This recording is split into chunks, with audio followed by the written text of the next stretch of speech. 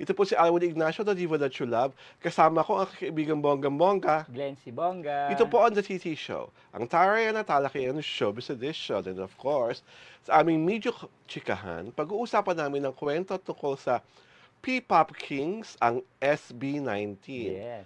Bago po namin talakayin ng kung bakit humihingi ng hinahon at respeto ang SB19, ang inyong abang lingkod, ay drama, abang lingkod, ay sumulat sa Daily Tribune sa aking column na The Diva View ng feature article na pinamagatang Why SB19 Members Are the Spectacular P-Pop Kings.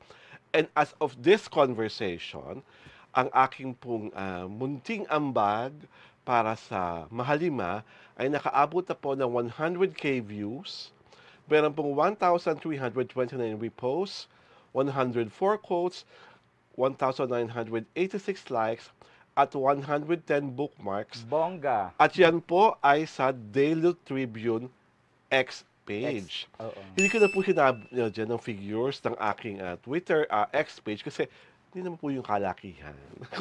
konti lang naman ang aking mga follower. Diba? So, mas importante na yung sa Daily Tribune page. And more than anything, sobra pong pakasalamat sa lahat ng 18 na nagbasa, nag-repost, nagbigay ng quote, nag-bookmark at nag-like because sobra po kami na-surprise. The reason po I wrote about it is because when I found out na in 4 hours, nag-sold out ang 2-night concert ng SB19 sa Araneta Coliseum.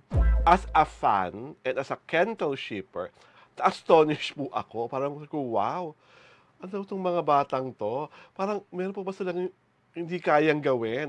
At tandaan niyo po, ang Araneta is about mga 10,000 or 15,000 seater. Pag concert type, di ba?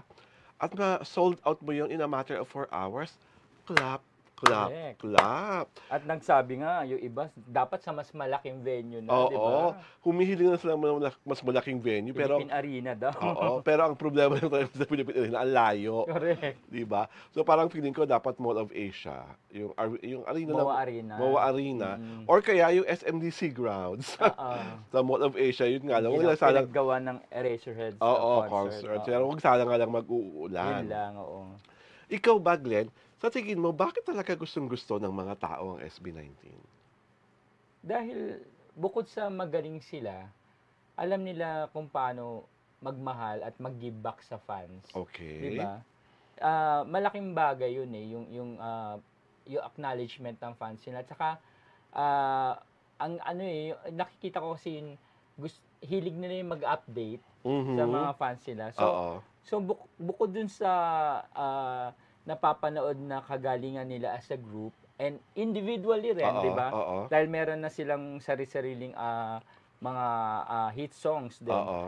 Bukod doon, kumbaga naibubukas nila yung sarili nila sa fans through dun sa mga updates nila. Parang lalo silang napapalapit, lalo silang minamahal. Oo, kasi para nagiging close yung mga fans sa kanila dahil ay totoong tao sila. Parang in a way nakakabuo ng semblance of closeness. At ito po naman ang medyo nakakakaba. The reason why humihingi po ng hinahon at respeto ang grupo, naglabas po sila kamakailan ng isang official statement. Kasi nabalitaan ng mga bata ng Mahalima na may mga fans sila na nagka-camp out sa lugar kung nasaan ang kanilang opisina. At nababahala rin sila na may nalaman ata rin sila na may ibang mga fan na hinahalukay yung mga basura sa paligid ng office nila hoping to get some SB19 memorabilia. So, for them and for everyone who has na nakikita ang ganung kabanapan, nakakatakot po naman talaga yun. Kasi parang it's almost bordering sa stalking. Correct. And at the same time, parang obsession na. Wag po nating bigyan ng dahilan sina Pablo, si Stel, si Ken, si Justine, at si Josh na lumayo at dumistansya ng bonggam-bongga sa inyo dahil binibigyan niyo ng dahilan para kabahan at matakot. Kasi hindi po tama yung ganyang mga pagkilos, di ba, Glenn? Dapat talaga, alam niyo po kung saan ang lugar niyo bilang mga fan, at alam niyo po na dapat ang mga idols niyo, binibigyan niyo rin ng kanilang private space at private time. Ikaw ba, Glenn, halimbawa dumating yung pagkakataon na may nakakilala kang SB19 fan na bordering ng parang gusto bang stalk, ano papayo mo sa kanya? Ano kang sabihin mo? Hindi, kumbaga, ituloy niya yung pagmamahal niya at bibigay niya ng importansya doon sa SB19. Pero wag naman yung tipong makakapanakit siya or ano, 'di ba? Kasi alam mo naman may mga obsessed fan na talagang yung alam mo yung nakakatakot, biglang hindi mo alam, biglang nasa likod mo na pala, nasa tabi mo na pala. Buti sana kung lang yung tipong pa-sweet lang. Yun. Saka yung parang yung wholesome lang yung hero worship. Pero hindi yung gano'n na... Yung iba, nakakatakot parang... Yung 24/7, andyan. Parang nire-report lahat ng ay kasama, andito sila ngayon, andito. Alam mo yun, parang buong buhay niya nakatutok na lang sa SB19. Oo, SB19 na... At doon yun na inikot ang mundo mo. Oo nga, syempre... Hindi na po healthy yun, ha? Gawan niya rin ang mundo yung sarili niya, di ba? Hindi na po healthy yung gano'n. Kaya naunawaan ko kung bakit ang 1Z Entertainment ay naglabas ng official statement regarding these incidents. Kasi po, we really have to... It's okay to love them. It's okay to support them. It's okay to give them gifts. Pero yung personal space pa rin po nila, respeto ang hinihingi sa inyo ng Mahalima. At kung talagang mahal na mahal nyo talaga ang Mahalima, hindi nyo sila bibigyan ng pagkakataon na maparanoid. Why are you running? Why are you running? Correct. Di ba matakot sa inyo, layuan kayo. At talaga yung pag lumalakad sila in public, parang sangrekwa ang, parang may presidential security guard na nakapaligid at talagang ihahawi kayo left and right. Hindi kayo makakalapit dahil nga they feel na they are already being attacked by the OA love na pinakikita nyo. Okay. At syempre, sa mga mababait na 18, congratulations po sa inyo dahil kayo po ang dahilan kaya sold out ang concert nila na sabi nga ng SB19 sa kanilang announcement is that this is their parang fastest sold out show ever. So, girls, boys, congratulations.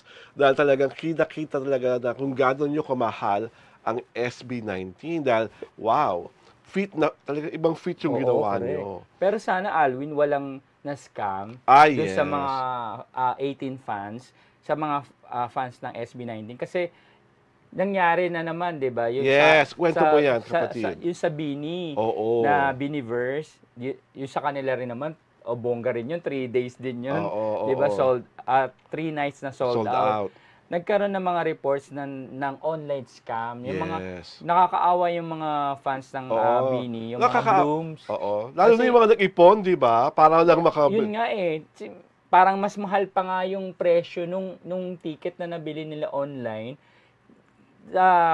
For the reason na gusto lang nila maging part nung Biniverse. Pumatol sila sa online. Pero mo for the 2 tickets, VIP tickets, umabot ng 17,000. Wow. Ang tapos wala